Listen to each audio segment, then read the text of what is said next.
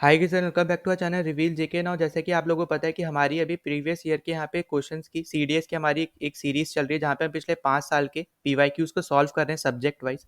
जहाँ पे हमने ऑलरेडी फिजिक्स, केमिस्ट्री, बायो और ज्योग्राफी के हमने पिछले 5 साल के सारे क्वेश्चन हमने सॉल्व कर लिए।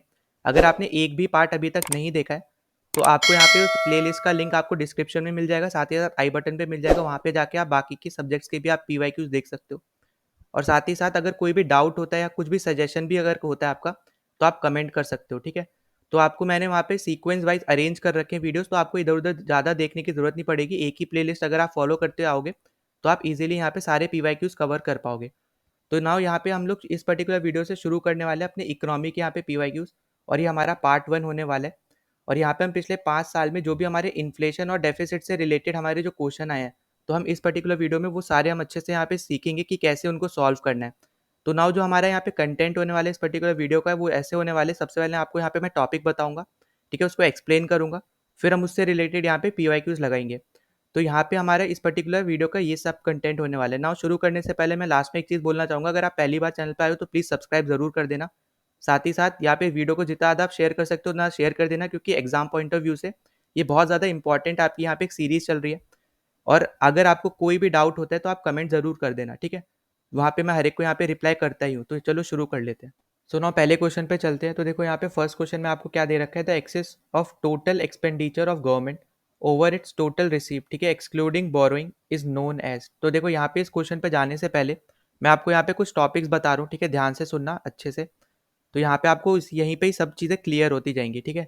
तो देखो सबसे पहले तो आपको यहाँ पे पता होना चाहिए कि डेफिसिट क्या होता है, ठीक। अब देखो इसको इजी टर्म्स में समझाने के लिए मान के चलो कि आपकी यहाँ पे कोई एक शॉप है, ठीक है, ये आपकी शॉप है इलेक्ट्रॉनिक्स की, ठीक है, ये आप हो और ये आपकी एक शॉप है इलेक्ट्रॉनिक्स की। और यहाँ पे आपका एक्सपेंडिचर, ठीक है। अब एक्सपेंडिचर बेसिकली क्या होता है, एक्सपेंडिचर मान लो यहाँ पे कि आप जो भी सामान अपनी शॉप में लगा रहे हो, जैसे कोई भी आपने मान लो रेफ्रिजरेटर है, टीवी है, तो आप किसी कंपनी से खरीद रहे हो और फिर अपने यहाँ पे शॉप में लगा रहे हो, ठीक है, ताकि बेच सको आप। तो वो सब का जो एक्सपेंस है उसको हम क्या बोलेंगे, एक्सपेंडिचर। मतलब आप यहाँ पे सामान खरीद रहे हो अपने लिए, ठीक है, अपनी शॉप के लिए। नाउ यहाँ पे जो नेक्स्ट आपको पता होना चाहिए वो है आपकी यहाँ पे इनकम।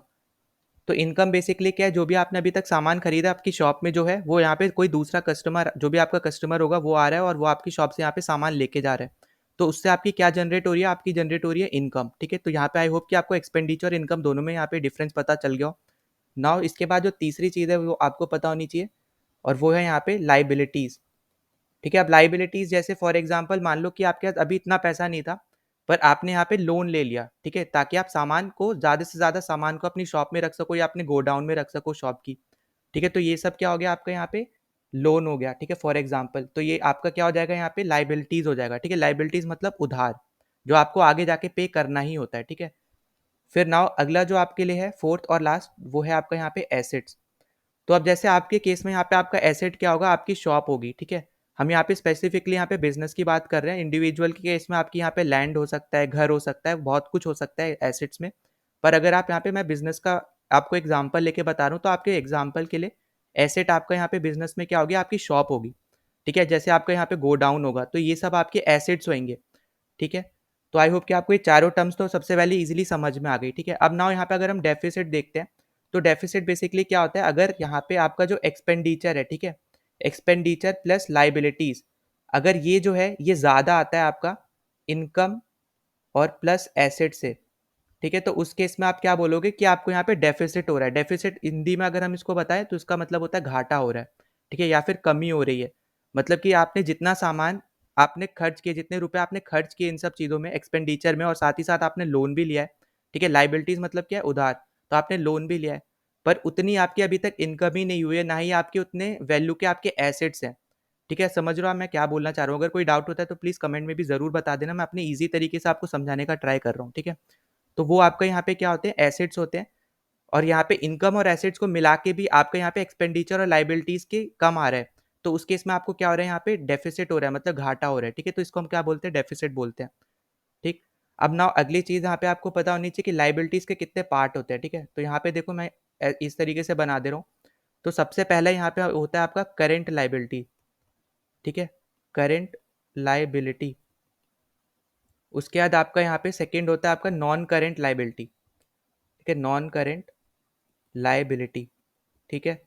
अब देखो करेंट लाइबिलिटी बेसिकली आपके क्या होते हैं, जो भी आप जैसे आपने जैसे लोन लिया, ठीक है, तो आपका कोई ऐसा लोन जो आपका शॉर्ट टर्म लोन है, मतलब कि सिर्फ और सिर्फ 1 साल के अंदर वो खत्म हो जाए, मतलब आप उसकी पेमेंट कर दो, ठीक है, मतलब कि यहाँ पे ऐसी सारी चीजें आएंगी जो आप 1 साल के अंदर ही पे कर दोगे, ठीक है, या तो आप पे कर रहे हो या फिर जैसे फॉर एग्जाम्पल अगर आपको पता होगा कि जैसे वेजेस या इनकम की बात हम लोग करते हैं, तो यहाँ पे अगर कोई भी इनकम कमा रहा है, ठीक है, तो उसको हमेशा मंथ के एंड में मिलती है इनकम, ठीक है, पर आपको पता है कि हम तो फर्स्ट आपका जो भी मंथ चल रहा होगा, तो हम फर्स्ट से लेके 30 तक तो हम लोग काम कर ही रहे हैं, पर वो आपकी पेंडिंग में रहती है, पर आपको पता है कि वो आपको मिल ही जाएगी, ठीक है, तो यहाँ पे ये चीज़ भी क्या होगी, ये आपकी होगी करंट लाइबिलिटी, ठीक है, तो उस केस में आपको एम्प्लॉयर आपको दे रहा है एक पर्टिकुलर एम्प्लॉय को, ठीक है, तो वहाँ पे ये एम्प्लॉयर के लिए क्या हो जाएगी, ये करंट लाइबिलिटी हो जाएगी कि उसको ये पे करना ही है, ठीक है, यहाँ पे आप आई होप कि आपको ये चीज़ भी समझ में आ रही है। फिर इसी के साथ अगर हम यहाँ पे बात करते हैं तो अगला यहाँ पे एग्जाम्पल है आपका अमाउंट पेएबल, ठीक है, अब देखो अमाउंट पेएबल बेसिकली यहाँ पे क्या होता है, जैसे मैंने आपको बिजनेस के केस में बताया था, तो ये बिजनेस के केस का आपका एक टर्म ही होता है जहाँ पे आप अमाउंट पे करते हो अपने सप्लायर्स को, ठीक है, या फिर आप अपने वेंडर्स को जहाँ से भी आप सामान ले रहे हो, ठीक है, तो आई होप कि आपको अमाउंट पेएबल भी अच्छे से समझ में आयो। तो अमाउंट पेएबल का मतलब क्या है, आप अमाउंट की मतलब आपकी कोई अमाउंट जो ड्यू है, जो कि आपने यहाँ पे सप्लायर या आपको वेंडर को देना था, तो वो वाली चीज़ भी आपकी कहाँ आएगी, यहाँ पे करंट लाइबिलिटी में आएगी, ठीक है। नाउ अगला यहाँ पे एग्जाम्पल है आपका यहाँ पे पेंशन, ठीक है, पेंशन भी आपका एग्जाम्पल है। फिर डिविडेंड्स है, ठीक है, डिविडेंड्स आपको पता होगा कि जब आप कोई भी स्टॉक्स वगैरह खरीदते हो और बहुत टाइम तक आप होल्ड करके रखते हो और उस कंपनी को बहुत फायदा होता है, तो अपने फायदा या फिर आप उनके प्रॉफिट में से वो कुछ पार्ट अपने शेयर होल्डर्स को भी देते हैं, ठीक है, तो उसको हम लोग क्या बोलते हैं, डिविडेंड्स बोलते हैं। तो आई होप कि आपको ये सब इजीली समझ में आ गए हो, ये आपके क्या है, ये सब आपके विद इन 1 ईयर के अंदर ये सब प्रोवाइड किए जाते हैं, ठीक है, इसलिए आपकी ये क्या है, करंट लाइबिलिटी है। वहीं पे अगर हम बात करते हैं नॉन करंट लाइबिलिटी की, तो नॉन करंट लाइबिलिटी में आपके आएंगे जो भी मोर देन 1 ईयर वाले होंगे, ठीक है, मोर देन 1 ईयर वाले होंगे, इसमें भी आपका यहाँ पे लोन आता है, इसमें भी आपका यहाँ पे लोन आता है, ठीक है, तो यहाँ पे तो दोनों में ही लोन आता है, तो यहाँ पे कंफ्यूज नहीं होना है, ठीक है, यहाँ पे आपका शॉर्ट टर्म लोन आएगा, ठीक है, शॉर्ट टर्म लोन, और यहाँ पे आपका लॉन्ग टर्म लोन आएगा, ठीक है, तो दोनों में ही आपके यहाँ पे क्या आते हैं, लोन आते हैं। फिर यहीं पे अगर हम बात करते हैं तो यहाँ पे लीज भी आता है, तो जैसे आपने सुना होगा भी, जैसे श्री जो आपका चाइना है वो पोर्ट्स को लीज पे लेता है, ठीक है, जैसे ऑस्ट्रेलिया से उसने कोई पोर्ट लिया है, श्रीलंका से कोई पोर्ट लिया, तो उसने 100 ईयर्स तक का लिया, तो लॉन्ग टर्म लीज है, तो वो किस चीज़ में आएगा, आपका यहाँ पे नॉन करेंट लाइबिलिटीज में आएगा।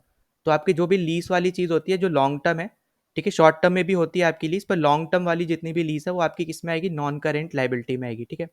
तो आई होप कि आपको ये चीज़ अच्छे से यहाँ पे समझ में आ गई कि कितने टाइप की आपकी लाइबिलिटी होती है, साथ ही साथ डेफिसिट क्या होता है, ठीक है। अब देखो हम नेक्स्ट पे चलते हैं, तो नेक्स्ट में मैं यहाँ पे आपको बताता हूँ कि हमारे कितने टाइप के डेफिसिट होते हैं, ठीक है, तो कुछ कुछ डेफिसिट जो बहुत ज़्यादा इंपॉर्टेंट जो आपसे पूछे भी गए हैं, तो हम सबसे पहले वो करेंगे कवर। तो देखो सबसे पहला यहाँ पे आपको पता होना चाहिए फिजिकल डेफिसिट, ठीक है, फिजिकल डेफिसिट बेसिकली आपका यहाँ पे क्या होता है, तो फिजिकल डेफिसिट होता है कि यहाँ पे जो आपकी गवर्नमेंट है, ठीक है, कंट्री की जो गवर्नमेंट है वो यहाँ पे हद से ज़्यादा पैसा खर्च कर देती है जितना वो उसकी इनकम नहीं है, ठीक है, मतलब कि यहाँ पे कहने का क्या है कि एक्सपेंडिचर उनका हाई होगा बहुत ज़्यादा देन देयर इनकम, ठीक है, जैसे मान लो फॉर एग्जांपल अगर मुझे बताना हो आपको, तो जैसे मान लो उनकी इनकम है, ठीक है, उनकी इनकम है 1,000 रुपये, ठीक है, पर वो एक्सपेंडिचर कर रहे हैं 1,010 का, ठीक है, तो यहाँ पे ये 10 रुपये क्या है, ये डेफिसिट है, क्योंकि वो ज़्यादा खर्च कर रहे हैं जितनी उनकी इनकम भी नहीं है, ठीक है, और ये आपका ऐसा डेफिसिट है जहाँ पे आप बोरोइंग जो आपका है ना, ये आप नहीं लेते हो, मतलब इसमें काउंट नहीं करते हो, ठीक है, ये आपको यहाँ पे याद रखना है कि जो आपका यहाँ पे बोरोइंग वाले टर्म्स होते हैं, ठीक है, मतलब कि जो आप यहाँ पे लोन वगैरह ये सब लेते हो, तो ये आप इसमें इंक्लूड नहीं करते हो। अब इसमें इंक्लूड क्या क्या होता है आपका, टैक्स इंक्लूड होता है, ठीक है, फिर साथ ही साथ नॉन डेबिट जो आपके कैपिटल होता है ये इंक्लूड होता है, ठीक है, फिर साथ ही साथ इसमें अगर हम आगे बात करते हैं तो आपका यहाँ पे कैपिटल रिसीप्ट जो है, ठीक है, जैसे कि आपने यहाँ पे कोई भी ट्रेड वगैरह कर दिया, ठीक है, ये सब आपका क्या होगा, इस पर्टिकुलर चीज में आपका ऐड होगा, पर बोरोइंग ऐड नहीं होगा, मतलब किसी से उधार अगर ले रहे हो तो वो ऐड नहीं होगा, ठीक है, तो वो आपका क्या होता है, यहाँ पे फिजिकल डेफिसिट होता है। अब अगर हम यहाँ पे बात करते हैं प्राइमरी डेफिसिट क्या होता है, ठीक है, तो प्राइमरी डेफिसिट बेसिकली यहाँ पे हम अगर इसकी बात करते हैं प्राइमरी डेफिसिट की, तो प्राइमरी डेफिसिट आपका यहाँ पे डिफरेंस होता है फिजिकल डेफिसिट में और जो आपने इंटरेस्ट पे किया है पिछले साल उसके बीच में, ठीक है, तो यहाँ पे मैं लिख दे रहा हूँ, ठीक है, ताकि आपको दिक्कत ना हो। तो ये क्या आपका यहाँ पे, तो ये आपका है यहाँ पे डिफरेंस, ठीक है, डिफरेंस बिटवीन फिस्कल डेफिसिट, ठीक है, fiscal deficit and interest payment, ठीक है, interest payment of previous year, ठीक है। तो यहाँ पे आपको यहाँ पे कंफ्यूज नहीं होना है, ठीक है, प्रीवियस ईयर। तो यहाँ पे आपको क्या याद रखना है, जैसे मान लो कि अभी के टाइम पे आपका जो भी डेफिसिट आया उसमें से बस आपको यहाँ पे इंटरेस्ट पेमेंट हटा देनी है, क्योंकि हर एक कंट्री कुछ ना कुछ यहाँ पे इंटरेस्ट पेमेंट भी करती है, ठीक है। तो यहाँ पे जो भी यहाँ पे कंट्रीज की यहाँ पे बात हो रही है, जैसे मान लो इंडिया है, अगर उसकी फिजिकल डेफिसिट मान लो 1000 रुपये है, तो उस 1000 रुपये में से उसने कितना इंटरेस्ट के तौर पे दिया था, तो आपको वो भी देखना है, ठीक है। तो वो सब हटा के आपका यहाँ पे क्या बचेगा, आपका प्राइमरी डेफिसिट बचेगा, ठीक है। तो आई होप कि आपको ये दोनों डेफिसिट अच्छे से आपके समझ में आ गए हो, ठीक है। तो यहाँ पे अगर हम बात करते हैं इसके बाद भी, तो यहाँ पे देखो कुछ ऐसे भी डेफिसिट होते हैं जो डायरेक्टली से बिजनेस बिजनेस से रिलेटेड होते हैं।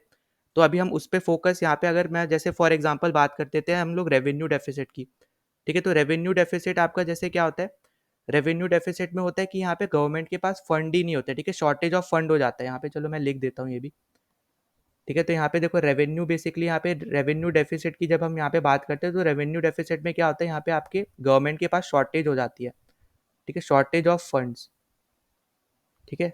तो ये आपको ये चीज़ याद रखनी है इस पर्टिकुलर केस में, ठीक है। फिर आप अगर हम यहाँ पे नेक्स्ट पे चलते हैं, तो नेक्स्ट पे अगर हम देखते हैं यहाँ पे जो आपका यहाँ पे जो कैपिटल कैपिटल डेफिसिट बात करें, या फिर चलो पहले करंट की बात कर लेते हैं। तो करंट डेफिसिट, या फिर इसको हम लोग क्या बोलते हैं, करंट अकाउंट डेफिसिट, ठीक है। और साथ ही साथ हम इसी को ही क्या बोलते हैं, ट्रेड डेफिसिट। तो यहाँ पे ये सब चीज़ें एक ही के लिए यहाँ पे यूज़ होती है, तो इससे कंफ्यूज नहीं होना है। अब ये बेसिकली आपका यहाँ पे क्या होता है, इसका मतलब ये बेसिकली होता है कि जो भी आप अपने गुड्स और सर्विसेज यहाँ पे इंपोर्ट कर रहे हो ना, वो ज़्यादा हो जो भी आप उन पर्टिकुलर चीज़ों को एक्सपोर्ट कर रहे हो उनसे। मतलब बेसिक कहने का मतलब ये है कि यहाँ पे इम्पोर्ट्स जो है वो यहाँ पे ज़्यादा हों आपके एक्सपोर्ट से, ठीक है, ये कहने का मतलब है यहाँ पे, ठीक है। तो जो भी चीज़ आप यहाँ पे कुछ भी आप इंपोर्ट कर रहे हो, तो एट द एंड जो आपका अमाउंट बन रहा है वो यहाँ पे ज़्यादा आ रहा है एक्सपोर्ट्स करने पे, ठीक है। तो आपको ये चीज़ यहाँ पे क्लियर हो गई, पहली चीज़ कि हम किसको क्या बोलते हैं, ट्रेड डेफिसिट भी बोलते हैं और करेंट डेफिसिट भी बोलते हैं। ना अगला यहाँ पे है आपका कैपिटल डेफिसिट, ठीक है। तो कैपिटल डेफिसिट क्या होता है, तो कैपिटल डेफिसिट बेसिकली आपका होता है कि जो भी आपका, जैसे मान लो कोई अकाउंट है, तो वहाँ से आपके रुपए बस जाए जा रहे हैं, पर आपके पास कोई आ नहीं रहा है, मतलब रुपया नहीं आ रहा है आपके पास, आपका अमाउंट बस आउट गो हो रहा है, मतलब आउटफ्लो हो रहा है, पर इनफ्लो नहीं हो रहा है आपके अकाउंट में, ठीक है। बस आपके यहाँ से खर्च होते जा रहे हैं, वो आपका क्या होगा, यहाँ पे कैपिटल डेफिसिट हो जाएगा, ठीक है। तो आई होप कि आपको इतनी चीज़ें अच्छे से यहाँ पे क्लियर समझ में आ गई हूँ, ठीक। अब ना यहाँ पे जैसे मैंने बात की थी, हम चलो एसेट्स की और यहाँ पे थोड़ी बात कर लेते हैं। तो जैसे मैंने आपको यहाँ पे बिजनेस के तौर पे बताया था कि आपका क्या एसेट होता है, ठीक है। तो यहाँ पे अगर मैं एसेट्स की यहाँ पे बात करते हैं हम लोग, तो यहाँ पे जैसे मान लो कोई इंडिविजुअल है, उसके बारे में अगर हम बात करते हैं, तो उसके लिए लैंड उसकी जो भी वो ओन करता है, ठीक है। कोई अगर उसका कोई घर है तो वो, ठीक। फिर उसके साथ साथ अगर उसके पास कोई ज्वेलरी है तो वो, ठीक है। अगर कोई अकाउंट है तो वो चीज़, ठीक है। तो ये सब आपके यहाँ पे एग्जाम्पल हैं, ठीक है, किसके, आपके एसेट्स के, उस पर्टिकुलर इंडिविजुअल के लिए। यही सेम केस आपके बिजनेस के लिए क्या होगा, बिजनेस का कोई भी लैंड है वो, फिर बिजनेस का कोई अकाउंट होगा, ठीक है। बिजनेस यहाँ पे जो आपके जैसे गोडाउन, कोई शॉप, तो ये सब क्या है, आपका बिजनेस के तौर पे आपका एसेट है, ठीक है, जिसको आप ओन कर रहे हो, जिससे आपको आगे जाके फ्यूचर में बहुत ज़्यादा फायदा होगा, बेनिफिट मिलेगा। तो वो सारे आपके क्या होते हैं, आपके एसेट्स होते हैं।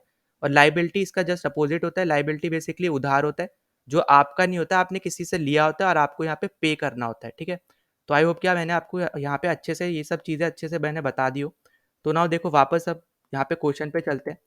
तो क्वेश्चन आपसे यहाँ पे क्या बोल रहा है कि the excess of total expenditure of government over its total receipt, ठीक है, excluding borrowing, is known as. तो अभी हमने देखा था बोरोइंग किस में नहीं होती है, आपकी फिजिकल डेफिसिट में नहीं होती है, ठीक है। तो यहाँ पे आपका ऑप्शन कौन सा करेक्ट है, फिजिकल डेफिसिट। और बाकी ये सारे मैं आपको यहाँ पे ऑलरेडी बता चुका हूँ, ठीक है। तो इसका करेक्ट ऑप्शन होने वाला है बी ऑप्शन। ना अगले क्वेश्चन पे चलते, तो अगले क्वेश्चन में आपसे यहाँ पे क्या बोल रहा है कि which one of the following expenditure is subtracted from physical deficit to arrive at primary deficit. तो देखो मैंने ये चीज़ भी आपको यहाँ पे समझाई थी, यहाँ पे प्राइमरी डेफिसिट में, ठीक है। इसको यहाँ पे स्टार मार्क भी कर लेना कि ये क्या होता है, आपका डिफरेंस होता है फिजिकल डेफिसिट में और यहाँ पे इंटरेस्ट पेमेंट में, ठीक है। तो यहाँ पे आपको क्या हटाना पड़ेगा, इंटरेस्ट पेमेंट हटाना पड़ेगा, तभी तो आपको यहाँ पे प्राइमरी डेफिसिट मिलेगा फिजिकल डेफिसिट से, है ना। तो यहाँ पे करेक्ट ऑप्शन क्या है, आपका सी ऑप्शन यहाँ पे आपका करेक्ट होने वाला है। नाउ नेक्स्ट क्वेश्चन पे चलते हैं। तो देखो वापस आपसे यहाँ पे स्टैटिक बेस्ड क्वेश्चन आया आपका इकोनॉमी से रिलेटेड, ठीक है। तो आपको इकोनॉमी से ना ज़्यादातर आपको यहाँ पे स्टैटिक बेस्ड ही क्वेश्चन देखने को मिलेंगे, तो यहाँ पे आपके लिए थ्योरी पार्ट बहुत ज़्यादा इंपॉर्टेंट हो जाता है, ठीक है। तो यहाँ पे आपसे क्या पूछ रहा है कि who among the following first mooted the idea of deficit financing, ठीक है। मतलब यहाँ पे आइडिया किसने दिया था डेफिसिट फाइनेंसिंग का। तो यहाँ पे आपका करेक्ट ऑप्शन क्या होने वाला है, इसका ऑप्शन करेक्ट है आपका यहाँ पे सी ऑप्शन, जॉन मेनर्ड कीनीस, ठीक है। तो ये आपका यहाँ पे करेक्ट ऑप्शन होगा। नाउ इसके बाद अगर हम यहाँ पे देखते हैं तो आपका जो एडम स्मिथ है, ठीक है, ये जो है आपके, इनको हम लोग क्या बोलते हैं, फादर ऑफ इकोनॉमी बोलते हैं, ठीक है। तो ये सब आपको यहाँ पे पता होना चाहिए, ठीक है, फादर किसके कौन है, ठीक है। जैसे ज्योग्राफी में भी एक बार आ चुका है तो उसका पता होना चाहिए, हिस्ट्री का कौन है, सब कुछ ना आप बस एक जगह बस छोटा सा ही नोट है, बस उतना लिख लेना, क्योंकि ज़रूरी नहीं कि आएगा ही, पर अगर आ गया बाई चांस तो आपके लिए वो प्लस पॉइंट है, ठीक है। ना अगले पे चलते हैं। तो यहाँ पे आपको बोल रखा है एल्फ्रेड मार्शल। तो जो आपके यहाँ पे एल्फ्रेड मार्शल है, यहाँ पे इन्होंने दिया था थ्योरी ऑफ सप्लाई डिमांड, ठीक है। इसको हम अच्छे से अभी अगले वीडियो में हम अच्छे से यहाँ पे अच्छे से करने वाले हैं, ठीक है, जहाँ पे डिफरेंट टाइप्स ऑफ लॉज वगैरह हैं। तो और यहाँ पे हम वो सब यहाँ पे कवर करेंगे, तो उसमें ये सब कवर हो जाएगा, ठीक है। तो यहाँ पे इन्होंने क्या दिया था, theory of supply and demand, ठीक। तो यहाँ पे आपको ये याद रखना है। फिर जो आपके यहाँ पे मिल्टन फ्राइडमैन है, तो मिल्टन फ्राइडमैन ने बेसिकली आपको अनएम्प्लॉयमेंट के ऊपर ना एक हाइपोथेसिस दिया था, ठीक है। जो आपका यहाँ पे अनएम्प्लॉयमेंट है, यहाँ पे मैं लिख लिख के ही चल रहा हूँ ताकि आपको यहाँ पे जब मैं पीडीएफ दूँ तो आपके लिए ईजी रह जाए, ठीक है। तो उसके लिए आप टेलीग्राम चैनल ज़रूर ज्वाइन कर लेना, आपके लिए इंपॉर्टेंट रहेगा। फिर साथ ही साथ यहाँ पे इन्होंने क्या दिया था, अनएम्प्लॉयमेंट के लिए इन्होंने एक हाइपोथेसिस दिया था, ठीक है। तो इन्होंने हाइपोथेसिस में बेसिकली क्या बोला था, इन्होंने बोला था कि हर एक कंट्री में ना मिनिमम लेवल ऑफ अनएम्प्लॉयमेंट होना ही चाहिए, क्योंकि इस पर्टिकुलर चीज़ से ना यहाँ पे इन्फ्लेशन जो बढ़ता है, ठीक है, वो यहाँ पे नहीं बढ़ेगा, ठीक है। मतलब कहने का क्या है यहाँ पे, मतलब कि यहाँ पे हर एक कंट्री में एक मिनिमम लेवल का अनएम्प्लॉयमेंट यहाँ पे बहुत ज़्यादा ज़रूरी है, ताकि हम लोग यहाँ पे इन्फ्लेशन को यहाँ पे कंट्रोल कर पाएँ, या फिर आप बोल सकते हो प्रिवेंट कर पाएँ, ठीक है। तो ये इन्होंने यहाँ पे हाइपोथेसिस में बोला था। और यहाँ पे करेक्ट ऑप्शन क्या है आपका, यहाँ पे सी ऑप्शन एकदम करेक्ट होने वाला है, ठीक है। तो यहाँ पे आपका आंसर क्या है, यहाँ पे डेफिसिट फाइनेंसिंग किससे ढूंढा था, तो यह आपका जॉन मेनर्ड कीनेस ने। तो देखो यहाँ पे एक और चीज़, चलो यहाँ पे मैं बता दे रहा हूँ, आपका जो डेफिसिट फाइनेंसिंग है इसको हम लोग क्या बोलते हैं, ठीक है, मतलब ये है क्या। तो यहाँ पे बेसिकली जो आपका डेफिसिट है, ठीक है, आपको अभी तक पता चल गया होगा कि डेफिसिट क्या है। तो जो आपको यहाँ पे डेफिसिट है अभी तक, जो कि यहाँ पे गवर्नमेंट ने यहाँ पे कोई भी एक्सपेंडिचर किया है और उसकी इनकम से वो ज़्यादा है, तो उस केस में गवर्नमेंट क्या करती है, यहाँ पे वो फंड्स बोरो करती है आपकी सेंट्रल बैंक से या फिर पब्लिक से, ठीक है। तो उस केस में ये आपका क्या हो जाता है, डेफिसिट फाइनेंसिंग हो जाता है। और इसके चलते जो आपका यहाँ पे डेफिसिट हो रहा था वो नल हो जाता है, ठीक है। मतलब जितना आपका यहाँ पे डेफिसिट आ रहा है उतना ही वो यहाँ पे या तो सेंट्रल बैंक से लेती लेती है या फिर पब्लिक से आपके ले लेती है, वो आपका क्या होता है, यहाँ पे डेफिसिट फाइनेंसिंग हो जाता है, ठीक है। तो यहाँ पे करेक्ट ऑप्शन वैसे है यहाँ पे सी, जिन्होंने ये वर्ड यहाँ पे दिया है, ठीक है, जिसने ये आइडिया दिया है ना। अगले क्वेश्चन पे चलते हैं। तो देखो अगले क्वेश्चन में हमें यहाँ पे क्या दे रखा है, the increase in private investment spending induced by the increase in government spending is known as, ठीक है। तो देखो यहाँ पे जो आपको टर्म्स दे रखे हैं ना, तो पहले तो हम लोग ये देख लेते हैं कि इनका मतलब क्या होता है, ठीक है। तो यहाँ पे मैं नेक्स्ट स्लाइड पे चलता हूँ, यहाँ पे आपको समझा देता हूँ।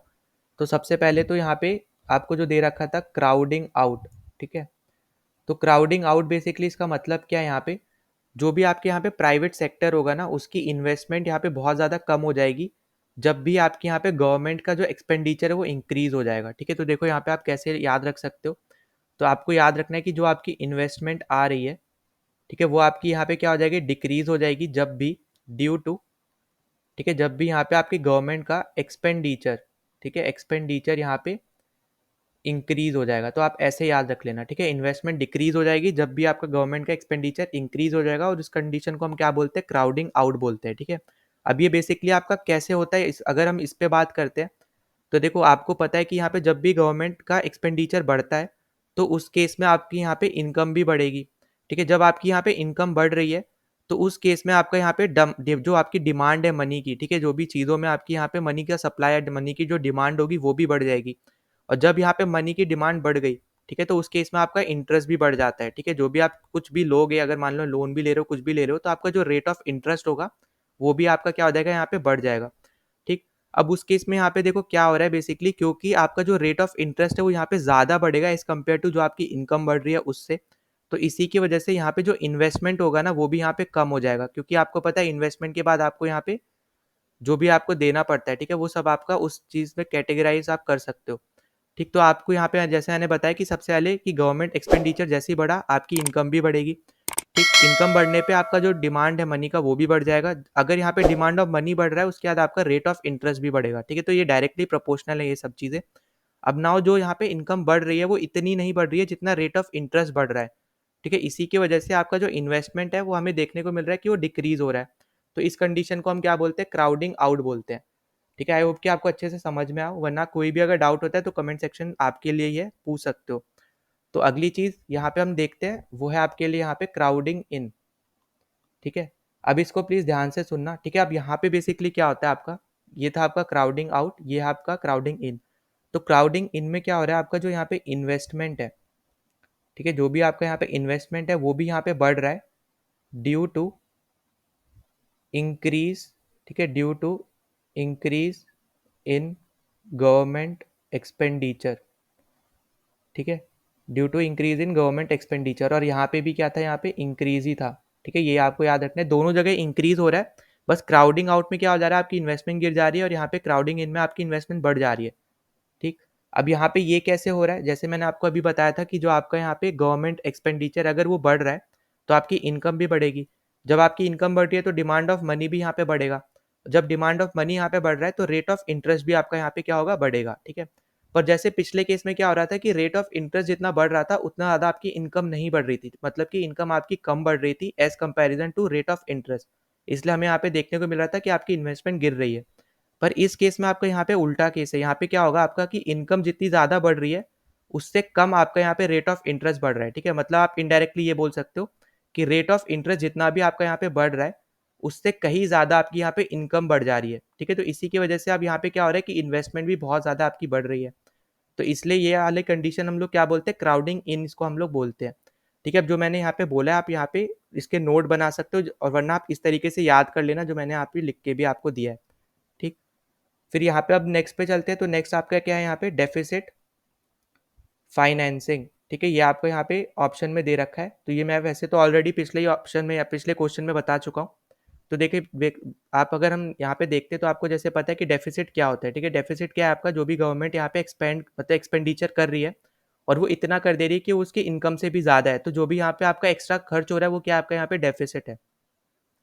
नाउ अब उसको यहाँ पे कंट्रोल करने के लिए अगर गवर्नमेंट यहाँ पे बजट के थ्रू यहाँ पे बोरो करती है सेंट्रल बैंक से या फिर पब्लिक से, ठीक है, ताकि आपका जो डेफिसिट है वो यहाँ पे नल हो पाए, या फिर आप बोल सकते हो जो आपका यहाँ पे टोटल डेफिसिट अभी तक आ रहा था, मतलब टोटल एक्सपेंडिचर आ रहा था, उसमें यहाँ पे आप ऐड करके उसको इक्वल कर दो। ठीक है, तो उस केस में आपका यहाँ पे क्या हो रहा है, इसको हम लोग बोलते हैं डेफिसिट फाइनेंसिंग। मतलब आपका जो डेफिसिट बन रहा था पहले, आपने यहाँ पे सेंट्रल बैंक से बोरो करके और पब्लिक से या तो बोरो करके आपने उसको क्या कर दिया, नल एंड वॉइड कर दिया। ठीक है, तो आपका यहाँ पे डेफिसिट हट गया, इसको क्या बोलते हैं, डेफिसिट फाइनेंसिंग बोलते हैं।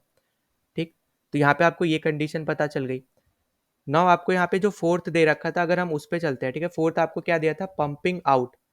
ठीक, तो पंपिंग आउट और पंपिंग इन मतलब क्या होता है बेसिकली, देखो पंपिंग इन पंपिंग आउट आप सीधे सीधे इंग्लिश में आप यहाँ पे देख सकते हो, इकोनॉमी की यहाँ पे ज़्यादा सोचने की ज़रूरत भी नहीं है। तो देखो पंपिंग इन आपका क्या होता है, जब आप एक कोई जगह पे बहुत ज़्यादा आप इन्वेस्टमेंट कर देते हो, ठीक है, लार्ज अमाउंट में आप इन्वेस्टमेंट कर दे रहे हो, उसमें क्या कर रहे हो आप, पंपिंग इन कर रहे हो, पंपिंग इन मनी। ठीक है, वैसे ही आपका यहाँ पे पंपिंग आउट क्या है कि यहाँ मान लो आप कहीं से बहुत ज़्यादा पैसे ले ले रहे हो, या फिर आप उसकी मदद से आप बहुत ज़्यादा प्रोडक्शन कर रहे हो। ठीक है, लार्ज अमाउंट में आप यहाँ पे प्रोडक्शन कर रहे हो या सप्लाई कर रहे हो, तो उसको भी हम क्या बोलते हैं, पंपिंग आउट बोलते हैं। ठीक, अब देखो यहाँ पे आपसे क्वेश्चन में क्या पूछा था, the increase in private investment spending induced by the increase in government spending, मतलब कि यहाँ पे प्राइवेट सेक्टर की यहाँ पे इन्वेस्टमेंट भी इंक्रीज हो रही है। ठीक है, और साथ ही साथ आपके यहाँ पे जो गवर्नमेंट की स्पेंडिंग है वो भी इंक्रीज हो रही है। तो अभी हमने यहाँ पे एक केस पढ़ा था अभी, ठीक है, इससे पहले ही, तो वो क्या था, यहाँ पे हमारा इन्वेस्टमेंट भी यहाँ पे इंक्रीज हो रही है और यहाँ पे गवर्नमेंट की एक्सपेंडिचर भी इंक्रीज हो रहा है, तो हमारा यहाँ पे आंसर क्या होगा, क्राउडिंग इन हमारा यहाँ पे आंसर होगा। ठीक है, तो ऑप्शन ए यहाँ पे क्या है आपका करेक्ट ऑप्शन होने वाला है। ना अगले क्वेश्चन पे चलते हैं। तो अगला क्वेश्चन आपको यहाँ पे क्या दे रखा है, the contraction of private investment spending due to deficit spending by the government is called. तो देखो यहाँ पे बेसिकली आपसे यहाँ पे क्या बोल रखा है, अगर हम ध्यान से पढ़ते हैं तो कॉन्ट्रैक्शन मतलब होता है यहाँ पे कम कर दे रहा है। ठीक है, मतलब कमी हो जा रही है या फिर उसको स्मॉल अमाउंट हो रहा है। ठीक है, तो मतलब कि इसका कहने का क्या, आपका इन्वेस्टमेंट क्या हो रहा है यहाँ पे डिक्रीज हो रहा है, और आपकी यहाँ पे गवर्नमेंट की स्पेंडिंग क्या हो रही है, यहाँ पे वो इंक्रीज हो रही है। ठीक है, तो इस केस में आपका यहाँ पे क्या था, आपका आंसर क्या होगा यहाँ पे, क्राउडिंग आउट होगा, क्योंकि हमने ये ऑलरेडी यहाँ पे कर रखा है। ठीक है, अगर आप यहाँ पे देखोगे क्राउडिंग आउट में क्या था, इन्वेस्टमेंट कम हो रहा था और एक्सपेंडिचर आपका क्या था, यहाँ पे बढ़ रहा था। तो वही सेम केस आपका यहाँ पे होगा, आपका इन्वेस्टमेंट कम हो रहा है, ठीक, और आपका एक्सपेंडिचर बढ़ रहा है, तो आपका करेक्ट आंसर यहाँ पे क्या होगा, क्राउडिंग आउट, यहाँ पे ए ऑप्शन यहाँ पे करेक्ट। नाउ यहाँ पे अगले क्वेश्चन पे जाने से पहले पहले अच्छा मैं यहाँ पे ये बता देता हूँ, जो आपका सी ऑप्शन है, ठीक है, पंप प्राइमिंग। तो देखो पंप प्राइमिंग बेसिकली आपका यहाँ इसका मतलब क्या है कहने का, कि मान लो अगर आपकी यहाँ पे कोई कंट्री की इकोनॉमी है, ठीक है, और वो यहाँ पे रिसेशन फेस कर रही है, ठीक है, वो अभी प्रेजेंट टाइम में या तो रिसेशन में है, या फिर अगर हम बात करते हैं तो वो आफ्टर रिसेशन, मतलब रिसेशन होने के बाद की कंडीशन, ठीक है, मतलब कि या तो अभी प्रेजेंट टाइम में यहाँ पे उसके पास वो रिसेशन में हो, या फिर वो रिसेशन पे जाके आ चुकी हो, ठीक है, या फिर आफ्टर रिसेशन हो, ठीक है। तो उस केस में यहाँ पे इसका मतलब क्या कहने का, यहाँ पे पंप प्राइमिंग का, यहाँ पे जो भी आप स्पेंड कर रहे हो ना अपनी इकोनॉमी के रिलेटेड, ठीक है, चीज़ें, तो उसको बेसिकली स्टिमुलेट करता है, मतलब कि देखता है कि कहाँ पे क्या खर्च करना है वगैरह। इसको हम लोग क्या बोलते हैं, पंपिंग प्राइम बोलते हैं, ठीक है।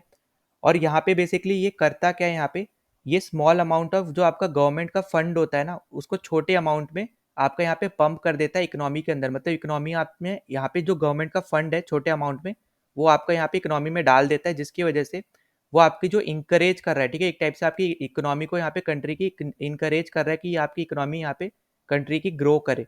तो इसको हम लोग क्या बोलते हैं, पंप प्राइमिंग बोलते हैं, ठीक है। तो मैं एक बार वापस बता दे रहा हूँ, पंप प्राइमिंग का बेसिक मतलब ये है कि जब भी आप यहाँ पे मान लो कोई कंट्री की बात कर रहे हो जिसकी इकोनॉमी या तो रिसेशन में है या फिर रिसेशन से जाके आ गई है, तो उन सब कंट्रीज में जब भी आप यहाँ पे स्टिमुलेट करते हो स्पेंडिंग को कि कैसे यहाँ पे खर्च करना है वगैरह, तो उस केस में आप यहाँ पे क्या कर रहे हो कि आप पंप कर दे रहे हो स्मॉल अमाउंट में आपके गवर्नमेंट के फंड्स, ताकि यहाँ पे आपकी जो इकोनॉमी है वो यहाँ पे इंकरेज हो ग्रो करने के लिए। तो इसको हम लोग क्या बोलते हैं, पंप प्राइमिंग बोलते हैं, ठीक है। बाकी मैं आपको यहाँ पे बता चुका हूँ। तो आपका यहाँ पे आंसर क्या हो जाएगा, आपका यहाँ आंसर होने वाला था इस क्वेश्चन में, तो ए आंसर है। अच्छा, और यहाँ पे जो आपको डंपिंग दे रखा है उसके भी हम लोग यहाँ पे बात कर लेते हैं। तो डंपिंग मतलब क्या होता है, बेसिकली जब आपकी यहाँ पे कोई कंट्री या फिर कोई कंपनी, ठीक है, कोई भी चीज़ यहाँ पे एक्सपोर्ट कर रही है, ठीक है, एट अ प्राइस, मतलब जो भी यहाँ पे मान लो फॉरेन कंट्री में उस पर्टिकुलर प्राइस है यहाँ पे उस प्रोडक्ट का यहाँ पे 100 रुपीज़, ठीक है, फॉर एग्जाम्पल। तो यहाँ पे जो आपकी कंपनी या फिर यहाँ पे कोई भी आप बोल सकते हो यहाँ पे कंपनी या कंट्री है, उस पर्टिकुलर सेम प्रोडक्ट को ही कम प्राइस में बेच दे, ठीक है, मतलब कम प्राइस में यहाँ पे अगर वो बेचती है, तो उस केस में आपका यहाँ पे क्या हो रहा है, डंपिंग हो रही है, मतलब कि आप कम प्राइस वाली चीज़ें ज़्यादा बेच रहे हो। जैसे चाइना है, तो चाइना क्या करता है, आप अपने यहाँ पे जो भी सस्ती चीज़ें होती है वो सबसे ज़्यादा यहाँ पे एक्सपोर्ट करता है, क्योंकि वो यहाँ पे क्या कर रहा है, वो डंपिंग कर रहा है, मतलब कि ज़्यादा से ज़्यादा यहाँ पे प्रोडक्शन उसने कर दिया है। अब वो उस पर्टिकुलर मार्केट में जो भी उसका प्रोडक्ट है उसमें वो सब प्रोडक्ट्स को यहाँ पे डंप कर दे रहा है, ठीक है। तो यहाँ पे ये चीज़ क्या होती है, आपके यहाँ पे होती है डंपिंग। ना अगले क्वेश्चन पे चलते हैं, तो ये आप यहाँ पे करंट अफेयर्स में जोड़ सकते हो, ठीक है, क्योंकि यहाँ पे आपको बेसिकली पूछा गया कि which one of the following estimates about Indian economy during 2019 to 2020, ठीक है, इज नॉट करेक्ट, ठीक है, नॉट के बारे में पूछा है। तो सबसे पहले तो दिया है कि there has been a declaration in growth rate, तो ये एकदम करेक्ट स्टेटमेंट है, ठीक है। यहाँ पे थोड़ा बहुत यहाँ पे आपका जो ग्रोथ रेट था वो यहाँ पे नीचे आया था, ठीक है, ये एकदम करेक्ट है। फिर there has been sluggish growth in tax revenue related to the budget estimate, तो ये भी आपका यहाँ पे करेक्ट होने वाला है। और लास्ट आपसे यहाँ पे बोल रहा है the non tax revenue registered a considerably higher growth, मतलब नॉन टैक्स रेवेन्यू वो सारे रेवेन्यू जो यहाँ पे गवर्नमेंट अर्न करती है एक्सेप्ट ऑफ टैक्स, ठीक है, जो भी आपका यहाँ पे टैक्स से आता है उसको हटा के बाकी सब जो रेवेन्यू बचा वो सब यहाँ पे उस पर्टिकुलर चीज़ की यहाँ पे बात हो रही है जो भी यहाँ पे गवर्नमेंट को मिलता है। तो वो भी यहाँ पे क्या था, हायर था, ठीक है, पिछले टर्म से। तो यहाँ पे देखो जो गलत ऑप्शन है वो है आपके यहाँ पे सी ऑप्शन, और यही आपको यहाँ पे पूछा है, तो ये आपका आंसर हो जाएगा। अब यहाँ पे गलत क्या है, बेसिकली यहाँ पे इन्होंने बोला है physical deficit as percentage of GDP has been as per the budget estimate. तो बजट में यहाँ पे बेसिकली बात की गई थी कि 3.8% यहाँ पे आपका फिजिकल डेफिसिट होगा, पर एट द एंड आपका आया कितना था, 4.6% आया था, जो कि 0.8% क्या आपका हायर है, ठीक है। तो ये भी आपको बस इतना थोड़ा बहुत जो अभी प्रेजेंट में हो रहा है ना इसके बारे में बस पता होना चाहिए कि आपका अभी के टाइम में क्या है, ठीक है। अब ये तो क्योंकि 2019 2020 वाला चीज़ हो गया, अब आपको प्रेजेंट टाइम का यहाँ पे पता होना चाहिए कि यहाँ पे अभी क्योंकि बजट भी आया था आपका फरवरी में, तो आपको उसके बारे में भी अच्छी खासी नॉलेज होनी चाहिए, उससे रिलेटेड आपके यहाँ पे इकोनॉमी क्वेश्चन आ सकते हैं, ठीक है। तो इसका करेक्ट आंसर होने वाला है ऑप्शन नंबर सी। क्वेश्चन पे चलते हैं, तो देखो हमसे यहाँ पे क्या बोल रखा है, which one of the following are the effect of devaluation of depreciation of a currency, ठीक है, डिवैल्यूएशन या फिर डिप्रिसिएशन यहाँ पे जो होता है करेंसी का उसके इफेक्ट्स क्या होते हैं। तो देखो सबसे पहले तो हम लोग यहाँ पे बात कर लेते हैं कि डिवैल्यूएशन और हमारा डिप्रिसिएशन है क्या, ठीक है। तो देखो फॉर एग्जांपल सबसे पहले तो हम लोग देखते हैं डिवैल्यूएशन को। तो देखो डीवैल्यूएशन बेसिकली क्या होता है, जब आपकी यहाँ पे करेंसी की जो वैल्यू है आपकी किसी फॉरेन करेंसी, जैसे यहाँ पे फॉरेन करेंसी हम क्या लेते हैं, हमेशा डॉलर्स के रिस्पेक्ट में हम अपना देखते हैं कि हमारा क्या रेट चल रहा है। तो इस केस में हम लोग क्या कर रहे हैं कि हमारी जो भी करेंसी का रेट है, ठीक है, जब वो यहाँ पे डॉलर के केस में मैं एग्जांपल ले रहा हूँ, ठीक है, डॉलर के केस में जब हमारा गिर जाता है तब हमारा यहाँ पे क्या हो रहा है, डी वैल्यू हो रही है, ठीक है, करेंसी। पर आपको यहाँ पे एक चीज याद रखनी है कि दोनों में ही ये सेम चीज होती है, बस फर्क इतना होता है यहाँ पे दोनों डिप्रिसिएशन और डिवैल्यूएशन दोनों में ही हमारी करेंसी की जो वैल्यू है वो हमारी यहाँ पे किसी फॉरेन कंट्री के हिसाब से, उनकी फॉरेन करेंसी के हिसाब से हमारी करेंसी की वैल्यू गिरती है। ठीक है, जहाँ पे मैंने अभी यहाँ पे एग्जांपल लिया डॉलर, तो आप ऐसा समझ सकते हो कि इंडियन करेंसी की वैल्यू जो है वो यहाँ पे गिर रही है विद रिस्पेक्ट टू डॉलर। तो उस कंडीशन को हम लोग डिवैल्यूएशन और डिप्रिसिएशन दोनों ही बोलते हैं। पर ठीक है, याद रखना, पर जब भी हम बात करते हैं यहाँ पे डीवैल्यूएशन की, तो ये जो गिर रही है करेंसी की वैल्यू, ये हमारी गवर्नमेंट तय करती है। ठीक है, गवर्नमेंट ये करती है। ये चीज़ आपको याद रखनी है, जिसका सबसे बड़ा एग्जाम्पल है आपके लिए यहाँ पे चाइना। ठीक है, चाइना सबसे ज़्यादा यहाँ पे अपनी करेंसी की डीवैल्यूएशन करता है, तभी उसके यहाँ पे एक्सपोर्ट्स वो ज़्यादा कर पाता है और इम्पोर्ट उसकी वजह से ही कम होता है। ठीक है, ताकि वो क्या कर पाए, एक्सपोर्ट ज़्यादा कर पाए और इम्पोर्ट इतने महंगे हो जाए उनकी कंट्री में कि कोई इम्पोर्ट ही ना करे। ठीक है, समझ लो मैं क्या बोलना चाह रहा हूँ। तो डिवैल्यूएशन तब होता है जब यहाँ पे किसी कंट्री की कोई गवर्नमेंट यहाँ पे, ठीक है, उस कंट्री की गवर्नमेंट यहाँ पे अपनी करेंसी की डिवैल्यूएशन कर देती है, ठीक है, खुद से। अब नाउ डिप्रिसिएशन क्या होता है, डिप्रिसिएशन भी यही यहाँ पे यही होता है कि उसकी करेंसी जो है यहाँ पे कंट्री की गिर रही है with respect to foreign currency. पर यहाँ पे एक सिंपल सी चीज़ यहाँ पे ये है कि यहाँ पे उस करेंसी, उस पर्टिकुलर कंट्री की जो करेंसी है उसका डिमांड यहाँ पे गिर गया है इंटरनेशनल मार्केट में। ठीक है, इंटरनेशनल मार्केट में उस करेंसी का यहाँ पे या तो डिमांड यहाँ पे बहुत ज़्यादा गिर गया है, या फिर उसने सप्लाई इतना ज़्यादा कर दिया है कि अब उसकी इतनी ज़्यादा बोल लो वैल्यू नहीं रही है। ठीक है, मतलब मैं यहाँ पे लिख भी दे रहा हूँ। ठीक है, तो देखो डिप्रिसिएशन क्या होता है, डिप्रिसिएशन बेसिकली होता है कि जहाँ पे एक पर्टिकुलर करेंसी जो है आपकी कंट्री की, ठीक है, वो यहाँ पे गिर जाती है with respect to foreign currency. ठीक है, फॉरेन करेंसी के हिसाब से आपकी जो कंट्री की करेंसी है वो यहाँ पे गिर जाती है, तो हम उसको क्या बोलते हैं, डिप्रिसिएशन बोलते हैं। पर यहाँ पे आपको ये याद रखना है, यहाँ पे जो स्पेशल केस है इसका वो ये है कि जब यहाँ पे आपकी करेंसी की डिमांड, ठीक है, जब यहाँ पे करेंसी की डिमांड या तो बहुत ज़्यादा गिर जाए, या फिर आप सप्लाई जो अपनी करेंसी का इंटरनेशनल मार्केट में बहुत ज़्यादा, हद से ज़्यादा कर दो, तो उस केस में जो आपकी यहाँ पे करेंसी गिरती है तब हम उस कंडीशन को क्या बोलते हैं, डिप्रिसिएशन बोलते हैं। ठीक है, दोनों में ही करेंसी आपकी गिर रही है, पर यहाँ पे सर्टेन कंडीशन फॉलो करते हुए गिरेगी। ठीक है, यहाँ पे भी आपकी करेंसी गिर रही है, पर यहाँ पे जो गिर रही है वो आपकी यहाँ पे गवर्नमेंट देखती है। ठीक है, वो गवर्नमेंट गिराती है जानबूझ के। ठीक है, तो जिसका सबसे बड़ा प्राइम एग्जांपल है आपके लिए यहाँ पे चाइना। चाइना क्या करता है, हमेशा अपनी करेंसी की डीवैल्यूएशन कर देता है, मतलब खुद से ही अपनी करेंसी की वैल्यू गिराता है, ताकि यहाँ पे वो एक्सपोर्ट ज़्यादा कर पाए और इम्पोर्ट यहाँ पे वो कम करे। ठीक है, तो आई होप कि आपको अच्छे से ये चीज़ समझ में आ गई हो। नाउ हम यहाँ पे चलते हैं, जो हमें ऑप्शन दे रखे हैं। तो हमें पहला स्टेटमेंट दे रखा है कि it leads to increase in import and decrease in export. तो देखो यहाँ पे ये गलत हो गया, डिक्रीज नहीं करता है एक्सपोर्ट, इंक्रीज करता है। ठीक है, तो ये डिक्रीज यहाँ पे गलत है। फिर सेकंड में क्या बोल रहा है कि it leads to increase in imports और increase in exports and decrease in imports, तो ये एकदम एक करेक्ट स्टेटमेंट है। फिर आपसे बोल रहा है कि it leads to increase in domestic inflation, ये तो एकदम करेक्ट है, क्योंकि आप जब भी यहाँ पे अपनी करेंसी की वैल्यू गिरा रहे हो तो लोकल मार्केट में क्या हो रहा है, लोकल मार्केट में तो आपका यहाँ पे, क्योंकि इम्पोर्ट तो अब आएगा ही नहीं ना, तो वो जो पहले जितनी चीज़ आप खरीद पा रहे थे 100 रुपए में, अब उतनी चीज़ आप नहीं खरीद पाओगे, तो इन्फ्लेशन आपका यहाँ पे बढ़ने ही वाला है। ठीक, तो आई होप कि आपको ये भी समझ में आओ। तो यहाँ पे अभी देखो 2 सही है, 3 सही है, 1 गलत है। फिर लास्ट में क्या बोल रहा है, it leads to decrease in domestic inflation, तो ये तो गलत ही होगा क्योंकि ये इंक्रीज करता है। ठीक है, ये आपको याद रखना है, इंक्रीज डोमेस्टिक इन्फ्लेशन आपका यहाँ पे इंक्रीज करता है इम्पोर्ट्स एक्सपोर्ट्स, और डिक्रीज करता है हमारा क्या, इम्पोर्ट्स। ठीक है, इंक्रीज करता है एक्सपोर्ट्स, डिक्रीज करता है इम्पोर्ट्स, और इंक्रीज करता है हमारा डोमेस्टिक इन्फ्लेशन। तो हमारी यहाँ पे स्टेटमेंट 2 और 3 ही यहाँ पे क्या है, बस सही है। तो हमारा ऑप्शन सी यहाँ पे इस क्वेश्चन का आंसर होने वाला है। नाउ डीवैल्यूएशन और डिप्रिसिएशन, ठीक है, मैं लास्ट बार एक और बार बता दे रहा हूँ आपको ताकि कोई कंफ्यूजन ना हो। तो डीवैल्यूएशन और डिप्रिसिएशन में दोनों में ही हमारी करेंसी की जो वैल्यू है हमारी फॉरेन करेंसी के रिस्पेक्ट में वो गिरती है। बस फर्क इतना होता है कि डीवैल्यूएशन में गवर्नमेंट जानबूझ के गिराती है, जैसे एग्जांपल है यहाँ पे सबसे बड़ा चाइना, ताकि आपका एक्सपोर्ट अच्छा हो पाए और इम्पोर्ट हम लोग कम करें। ठीक है, वहीं दूसरी तरफ डिप्रिसिएशन में क्या होता है, जब आपकी करेंसी की डिमांड ही कम हो जाए इंटरनेशनल मार्केट में, या फिर आपकी करेंसी की इतनी ज़्यादा सप्लाई है इंटरनेशनल मार्केट में कि उसकी यहाँ पे वैल्यू गिर जाए। ठीक है, तो उस पर्टिकुलर कंडीशन को हम बोलते हैं डिप्रिसिएशन। ठीक है, तो इस चीज़ में आपको कंफ्यूज नहीं होना है।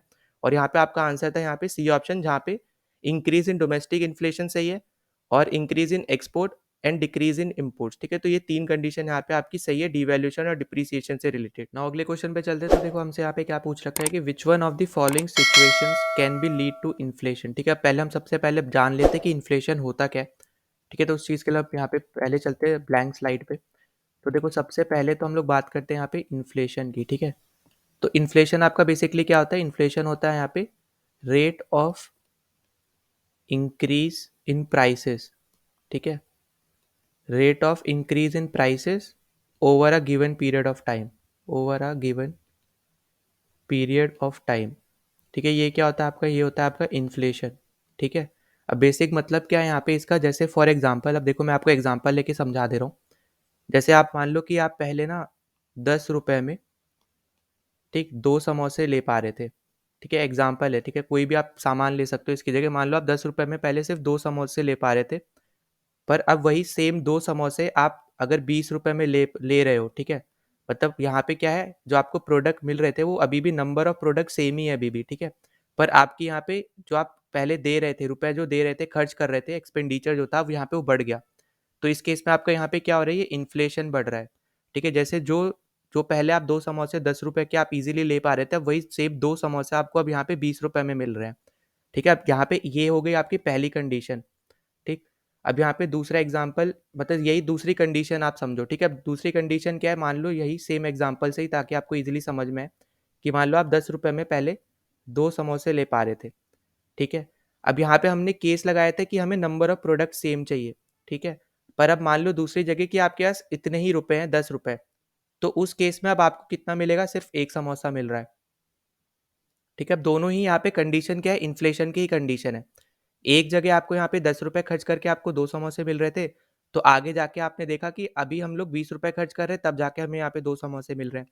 या फिर दूसरी कंडीशन क्या है, जहाँ पे आप 10 रुपए 2 समोसे में आप खर्च कर रहे थे, अब यहाँ पे 10 रुपए का सिर्फ एक समोसा मिल रहा है, ठीक है। तो यहाँ पे बेसिकली हमने यहाँ पे बात करी है मनी के अकॉर्डिंग, और यहाँ हमने बात की है नंबर ऑफ प्रोडक्ट्स के अकॉर्डिंग, ठीक है, जो भी आपने यहाँ पे खरीदे हैं उसके, ठीक। तो यहाँ पे दोनों ही कंडीशन आपकी क्या बता रही है, इन्फ्लेशन बता रही है आपको, ठीक है। तो आई होप कि आपको ये चीज़ तो समझ में आ गई कि इन्फ्लेशन है क्या, ठीक है। अब देखो, अब यहाँ पे एक चीज़ आपको यहाँ पे जो याद रखनी है कि जब भी आपका यहाँ पे इन्फ्लेशन बढ़ता है, तो यहाँ पे आपकी परचेजिंग पावर जो है वो यहाँ पे डिक्रीज हो जाती है, ठीक है। जो भी आपकी यहाँ पे परचेजिंग पावर होगी वो यहाँ पे डिक्रीज हो जाएगी। मतलब कितना ज़्यादा आपका इन्फ्लेशन बढ़ेगा, आप उस पर्टिकुलर चीज़ को आप खरीद नहीं पाओगे, ठीक है। जैसे मान लो आपको कोई चीज़ खरीदनी थी और आपके पास सिर्फ 10 रुपए, ठीक है, फॉर एग्जाम्पल आपके साथ सिर्फ 10 रुपए, और वो चीज़ पहले यहाँ पे पहले 8 रुपए की आती थी, अब वो आगे बढ़ के मान लो 20 रुपए की हो गई, तो आप तो ये खरीद ही नहीं पाओगे, क्योंकि आपके पास कितनी है, आपकी इनकम ही 10 रुपए है, ठीक है। पर अब हो गई है वो 20 रुपए की। तो आपकी जब इनकम ही कम है, तो आपकी परचेसिंग पावर ही यहाँ पे क्या हो जाएगी, कम हो जाएगी, रिड्यूस हो जाएगी, ठीक है। तो आई होप कि आपको ये चीज़ भी समझ में आ गई हो, ठीक। अब ना उसके बाद हम चलते हैं इस पे आगे, अगर मैं बात करता हूँ, तो देखो यहाँ पे ना इन्फ्लेशन अलग अलग टर्म्स में हम लोग यहाँ पे बता सकते हैं, ठीक है। जैसे अभी ये तो मैंने आपको बता दिया इनके टर्म्स में, जहाँ पे नंबर ऑफ प्रोडक्ट, मनी, इन सब के अकॉर्डिंग। नाउ अगर हम यहाँ पे बात करते हैं डिमांड सप्लाई की, ठीक है, डिमांड एंड सप्लाई की, तो डिमांड सप्लाई में बेसिकली हम इस कंडीशन को क्या बोलते हैं, पहले तो ये मैं बता देता हूँ, इसको हम लोग बोलते हैं डिमांड पुल इन्फ्लेशन, ठीक है। जो आपकी ये कंडीशन है इसको हम लोग बोलते हैं डिमांड पुल इन्फ्लेशन। तो यहाँ पे बेसिकली है क्या, ठीक है, होता क्या है, जो आपसे यहाँ पे क्वेश्चन में ही पूछ रखा है ना कि इन्होंने which one of the following situation can be lead to inflation. तो इस पर्टिकुलर कंडीशन में होता क्या है, जो आपका यहाँ पे डिमांड सप्लाई वाला कंडीशन है, यहाँ पे आपकी जो डिमांड है, ठीक है, ये जो डिमांड है ये बहुत ज़्यादा ग्रो करती है, ठीक है, हद से ज़्यादा आपकी यहाँ पे डिमांड ग्रो कर जाती है, जिसकी वजह से जो आपकी यहाँ पे सप्लाई थी उसको यहाँ पे वो एक्सीड कर जाती है, ठीक है। ठीक है, मान लो कि आपके यहाँ पे पहले किसी पर्टिकुलर प्रोडक्ट के लिए, मान लेते हैं हम लोग, चलो यहाँ नंबर लेके मैं आपको समझा देता हूँ। मान लेते हैं कि आप यहाँ पे टोमेटो खरीद रहे हो, ठीक है।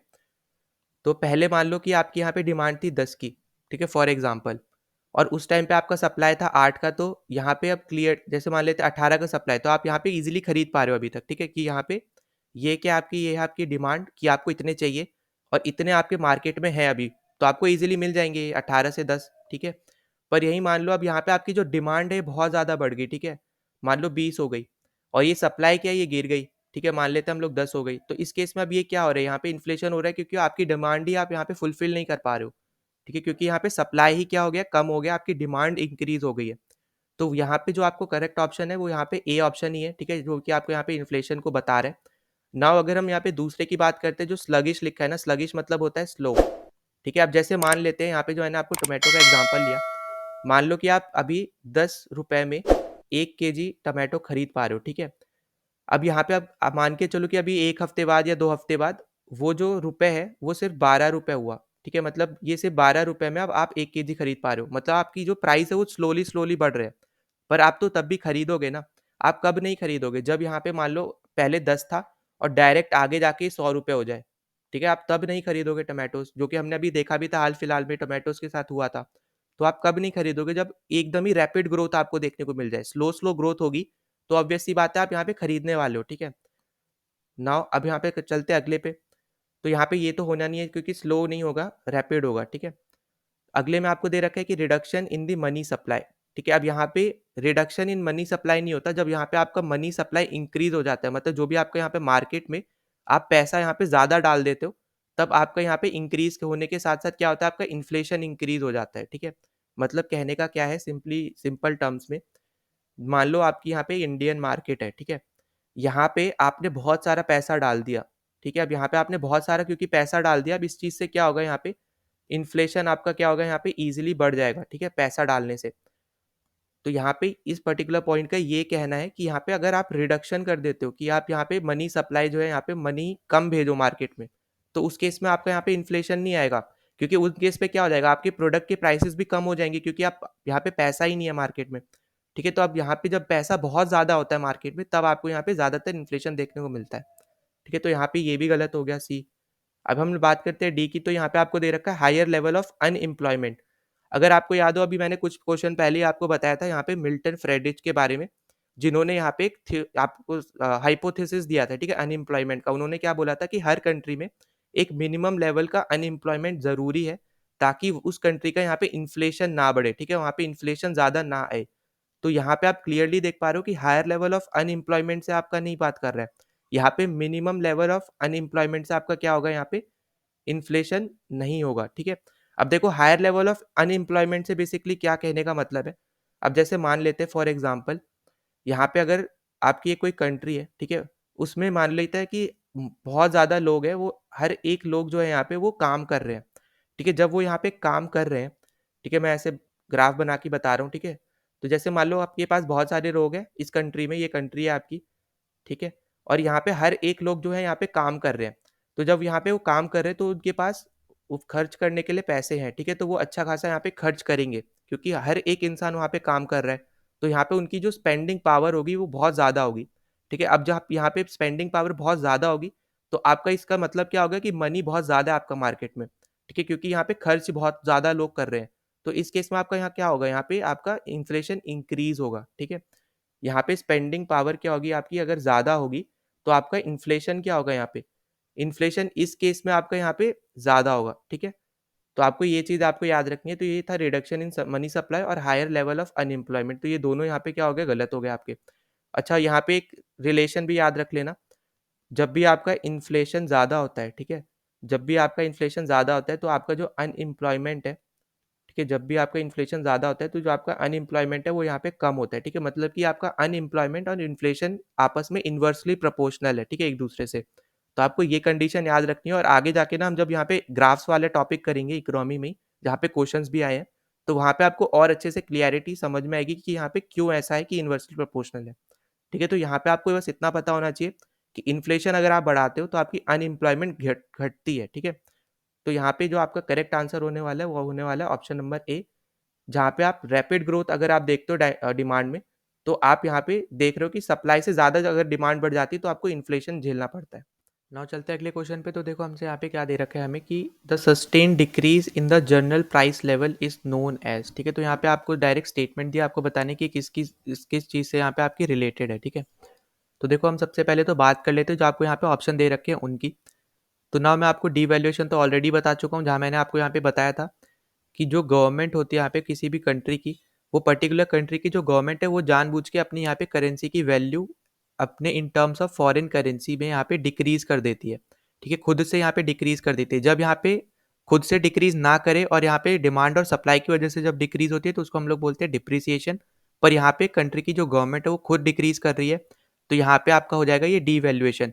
तो यहाँ पे आपके इम्पोर्ट्स क्या हो जाते हैं, यहाँ पे कम हो जाते हैं और एक्सपोर्ट बहुत ज़्यादा बढ़ जाते हैं। साथ ही साथ आपको यहाँ पे डोमेस्टिक इन्फ्लेशन भी यहाँ पे देखने को मिलता है, हम सब कुछ यहाँ पे डिस्कस कर चुके हैं। ना उसके बाद बात करते हैं यहाँ पे रिसेशन की। तो रिसेशन आपका वो पीरियड होता है जहाँ आपकी जो जीडीपी होती है वो नेगेटिव ग्रोथ रेट पे रहती है या फिर बहुत ही कम आपकी ग्रोथ रेट रहती है। ठीक है, तो उस पर्टिकुलर पीरियड को हम लोग क्या बोलते हैं, रिसेशन बोलते हैं। अब ना वापस आते हैं यहाँ पे और देखते हैं ये दोनों टॉपिक जो हमारे हैं, डिफ्लेशन और स्टैगफ्लेशन। तो देखो डिफ्लेशन बेसिकली आपका क्या है, अपोजिट है, यहाँ पे मैं लिख भी दे रहा हूँ। ठीक है, अपोजिट है किसके, आपके इन्फ्लेशन के एकदम अपोजिट है। तो जैसे यहाँ पे इन्फ्लेशन में क्या हो रहा था, आपके प्राइसेस बढ़ रहे थे, ठीक है, यहाँ पे क्या होगा, आपके प्राइसेस जो है कम होंगे। तो जो आपसे यहाँ पे क्वेश्चन में भी पूछ रखा है कि decrease in the general price level, तो यहाँ पे आपका आंसर ही होने वाला है ए ऑप्शन, डिफ्लेशन। ठीक है, अब नाउ हम देखते हैं कि स्टैगफ्लेशन क्या होता है। तो देखो स्टैगफ्लेशन बेसिकली आपका बहुत ही ज़्यादा रेयर फिनोमिनन है। ठीक है, रेयर कंडीशन आप इसको बोल सकते हो। तो यहाँ पे जैसे मैंने आपको पिछले में बताया था कि यहाँ पे जो आपका इन्फ्लेशन होता है वो इन्वर्सली प्रोपोर्शनल होता है अनएम्प्लॉयमेंट के। ठीक है, तो वो यहाँ पे क्या होता है, वो आपको ज़्यादातर देखने को मिलता ही मिलता है। पर आपका स्टैगफ्लेशन बेसिकली क्या होता है, जहाँ पे आपका अनएम्प्लॉयमेंट, ठीक है, यहाँ पे मैं पूरा लिख लिख के ही बता रहा हूँ आपको ताकि आपको ईजिली समझ में आए, तो जहाँ आपका अनएम्प्लॉयमेंट बढ़ जाए और साथ ही साथ आपका इन्फ्लेशन भी बढ़ा रहे। ठीक है, तो ये बहुत ही ज़्यादा रेयर कंडीशन है। ठीक है, इसका प्राइम एग्जाम्पल है जापान। ठीक है, इसका प्राइम एग्जाम्पल कौन सी कंट्री है, यहाँ पे जापान, और भी कंट्रीज है, पर यहाँ पे मेन एग्जाम्पल मैं आपको यहाँ पे बता रहा हूँ ताकि आपके दिमाग में बैठ जाए। ठीक है, तो यहाँ पे प्राइम एग्जाम्पल है इसका जापान, और इस कंडीशन में बेसिकली क्या है, यहाँ पे आपका अनएम्प्लॉयमेंट भी बढ़ रहा है, इन्फ्लेशन भी बढ़ रहा है। पर यहाँ पे ये क्या आपकी एक रेयर कंडीशन है। ठीक है, आपको हर जगह देखने को नहीं मिलेगी, ना ही हर कंट्री में आपको देखने को मिलेगी। जो आपकी रियल कंडीशन है वो ये है कि यहाँ पे जब भी आपका इन्फ्लेशन बढ़ता है तो अनएम्प्लॉयमेंट कम होता है। ठीक है, पर यहाँ पे क्या हो रहा है, स्टैगफ्लेशन में आपका अनएम्प्लॉयमेंट भी बढ़ रहा है इन्फ्लेशन के बढ़ने पे। तो आपको ये चीज़ आपको यहाँ पे याद रखनी है ना। इस क्वेश्चन का तो आपका आंसर हो गया यहाँ पे डिफ्लेशन। ठीक है, अब नेक्स्ट क्वेश्चन पे चलते हैं। तो यहाँ पे देखो ये क्वेश्चन अभी मैं कराऊंगा, पर इसके जैसे यहाँ पे एक और सेम क्वेश्चन है, पहले वो कर लेते हैं। तो यहाँ पे देखो सेम क्वेश्चन क्या है आपसे, यहाँ पे जो पूछ रहा है, the situation in an economy which is growing slowly along with rapid inflation. ठीक है, अब देखो यहाँ पे क्या बात कर रहा है, यहाँ पे इसने बात कर दी कि प्राइस भी यहाँ पे राइज हो रहे हैं। ठीक है, और साथ ही साथ आपकी जो इकोनॉमी है बहुत ही कम ग्रो हो रही है। तो यहाँ पे जो आपका आंसर होने वाला है ये होने वाला है स्टैगफ्लेशन। तो यहाँ पे देखो एक तो मैंने आपको बताई थी कंडीशन, अनएम्प्लॉयमेंट भी बढ़ता है इन्फ्लेशन बढ़ने पे, और दूसरा यहाँ पे आपको क्या याद रखना है, एक अलग तरीके से जो आप याद रख सकते हो बेसिकली, तो यहाँ पे आपकी जो आपकी इकोनॉमी होगी ना, यहाँ पे वो स्लोली ग्रो करेगी। ठीक है, साथ ही साथ आपका जो अनएम्प्लॉयमेंट है, ठीक है, अनएम्प्लॉयमेंट है जो आपका, वो भी यहाँ पे क्या होगा, हाई रहने वाला है। ठीक है, और साथ ही साथ जो आपके प्राइसेस है, ठीक है, वो भी आपके क्या होंगे, यहाँ पे हाई रहेंगे। ठीक है, या फिर आप बोल सकते हो कि राइज करेंगे। तो ये 3 कंडीशन आपको यहाँ पे इससे रिलेटेड याद रखनी है। ठीक है, तो यहाँ पे इस पर्टिकुलर क्वेश्चन का आंसर है आपका यहाँ पे स्टैगफ्लेशन, और बाकी तीनों मैं आपको यहाँ पे पिछले क्वेश्चन में बता चुका हूँ ना। अगले क्वेश्चन पे चलते हैं। तो यहाँ पे देखो इस क्वेश्चन में हमें क्या दे रखा है कि which one of the following is the measure that can be use by the government to combating inflation. ठीक है, मतलब किस चीज़ से हम लोग यहाँ पे कॉम्बैक्ट कर सकते हैं इन्फ्लेशन से, किस चीज़ से हम लोग यहाँ पे लड़ सकते हैं ताकि इन्फ्लेशन हमारा क्या हो जाए, कम हो जाए। तो देखो सबसे पहली चीज़, यहाँ पे आपका जो गवर्नमेंट का एक्सपेंडिचर है, ठीक है, जो भी हमारी गवर्नमेंट का एक्सपेंडिचर है उसको हमें क्या करना पड़ेगा, कम करना पड़ेगा पहले तो। ठीक है, एक्सपेंडिचर को हमें यहाँ पे क्या करना पड़ेगा, लेस करना पड़ेगा। ठीक है, कम करना पड़ेगा। तो यहाँ पे आप देखो increasing the non planned expenditure on defence police वगैरह, ये तो होना नहीं है क्योंकि यहाँ पे क्या बोल रहा है, इंक्रीज करने को बोल रहा है। फिर उसके बाद बोल रहा है कि प्रोवाइडिंग मोर सब्सिडीज। सब्सिडीज मतलब ही यहाँ पे क्या होता है, एक्सपेंडिचर है किसका, गवर्नमेंट का, मतलब खर्चा ही कर रहे हैं यहाँ पे गवर्नमेंट। तो ये भी नहीं होने वाला, तो आपका ये भी गलत हो गया ना। अगला आपको यहाँ पे दे रखा है कि increasing the rate of interest. अच्छा, इससे पहले मैं ये बता देता हूँ क्योंकि हमारा आंसर वैसे यही करेक्ट है, पर यहाँ पे अब ये क्यों गलत है पहले वो बात करते हैं, फिर करेक्ट क्यों है वो हम बात करेंगे। तो देखो हम लोग बात करते हैं reduction in cash reserve ratio. ठीक है, तो ये आपका क्या गलत होने वाला है। बेसिकली आपका कैश रिजर्व रेशियो क्या होता है आपका, यहाँ पे कुछ परसेंट ऑफ कैश जो है ना वो आपको यहाँ पे हर एक कमर्शियल बैंक को, ठीक है, ये बेसिकली हम लोग बैंक्स के टर्म्स में बात करते हैं। तो हर एक जो भी हमारी कमर्शियल बैंक है हमारी इंडिया में, तो हर एक को यहाँ पे कुछ परसेंटेज ऑफ कैश जो है ना, कैश वो यहाँ पे आपके रिजर्व बैंक ऑफ इंडिया में रखना पड़ता है, या फिर आप बोल सकते हो सेंट्रल बैंक में आपको यहाँ पे रखना पड़ता है। ठीक है, और ये पर्टिकुलर अगर हम यहाँ पे बात करते हैं सीआरआर की, तो ये 3 से 15% तक रहता है, जो कि यहाँ पे आरबीआई डिसाइड करती है कि कितना रहने वाला है। ठीक, तो जैसे मैंने आपको यहाँ पे बताया कि कैश रिजर्व रेशियो क्या है आपका, जो भी यहाँ पे हमारे पास कमर्शियल बैंक है इंडिया में, वो सबको यहाँ पे कुछ परसेंटेज ऑफ अमाउंट, ठीक है, मतलब कैश यहाँ पे रिजर्व बैंक ऑफ इंडिया या फिर आप बोल सकते हो सेंट्रल बैंक में यहाँ पे डिपॉजिट करके रखना पड़ता है। इसी को हम लोग क्या बोलते हैं, कैश रिजर्व रेशियो बोलते हैं। ठीक है, नाउ इसी के साथ साथ आपका एक और रेशियो होता है जिसको हम लोग बोलते हैं स्टैट्यूटरी लिक्विडिटी रेशियो, ठीक है, एसएलआर। अब आपका एसएलआर क्या होता है? बेसिकली एसएलआर आपका यहाँ पे भी होता है, मिनिमम डिपॉजिट यहाँ पे कमर्शियल बैंक्स को रखने होते हैं। पर यहाँ पे बस एक डिफरेंस ये है, सीआरआर में यहाँ पे बैंक्स को आरबीआई या फिर सेंट्रल बैंक में रखने पड़ रहे थे, पर एसएलआर में यहाँ पे क्या है, एसएलआर में वो खुद के पास ही रखते हैं, ठीक है। मतलब कि यहाँ पे कहने का क्या है कि यहाँ पे भी वो डिपॉजिट बचा के रखते हैं, पर वो खुद के पास बचा के रखते हैं, ठीक है। और वो डिपॉजिट यहाँ पे क्या हो सकते हैं? तो वो डिपॉजिट हो सकता है जैसे गोल्ड हो गया, ठीक है, या फिर आपका कैश हो गया, ठीक है। तो इस टाइप के डिपॉजिट्स वो अपने पास ही बचा के रखते हैं, ठीक है। तो यहाँ पे भी क्या है, यहाँ पे भी कुछ परसेंटेज जो है यहाँ पे वो डिपॉजिट्स बचा के रख रहे हैं, जो भी उनके पास डिपॉजिट्स आ रहे हैं उनमें से। और सीआरआर में क्या था, वहाँ पे वो आरबीआई या फिर सेंट्रल बैंक में रख रहे थे, ठीक है। तो आई थिंक आपको यहाँ पे दोनों में क्लियरिटी मिल गई, सीआरआर और एसएलआर। नाउ जो आपकी सीआरआर और एसएलआर है, ये आपका बेसिकली अंडर आते हैं एलआरआर के, ठीक है। एलआरआर मतलब क्या है आपका यहाँ पे, लीगल रिजर्व रेशियो, ठीक है। तो इस पर्टिकुलर चीज़ के अंदर आपके यहाँ पे आते हैं। और इसका अगर ओपनली वाइड टर्म ही यहाँ पे क्या है, वाइड टर्म यहाँ पे यही है कि मिनिमम डिपॉजिट्स को यहाँ पे बैंक्स को रखना पड़ेगा। अब उस चीज़ में आपके ये दो आते हैं, सीआरआर और एसएलआर, ठीक है। आई होप कि आपको अच्छे से समझ में आ गया हो ये दोनों टर्म्स। ना हम यहाँ पे बात करते हैं यहाँ पे कि सी ऑप्शन आपका यहाँ पे करेक्ट क्यों है, ठीक है। तो जैसे मैंने आपको यहाँ पे क्या बताया था कि अगर मान लो यहाँ पे रिडक्शन होता है कैश रिजर्व रेशियो का, ठीक है, तो कैश रिजर्व रेशियो का जब भी यहाँ पे रिडक्शन होगा, जो यहाँ पे मान लो कि जैसे फॉर एग्जांपल ले लेते हैं हम लोग कि 4% ले लिया आरबीआई ने, तो अगर यहाँ पे वो कैश रिजर्व रेशियो कम है, तो यहाँ पे बैंक्स को यहाँ पे आरबीआई में कम रुपए रखने पड़ेंगे या फिर कम डिपॉजिट रखना पड़ेगा।